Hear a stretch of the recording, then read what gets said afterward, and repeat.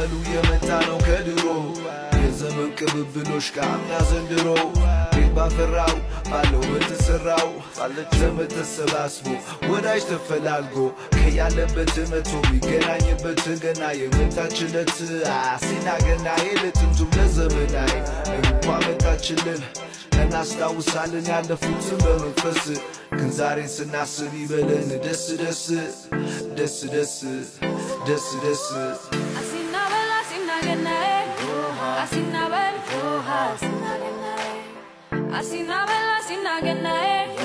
Asinabel,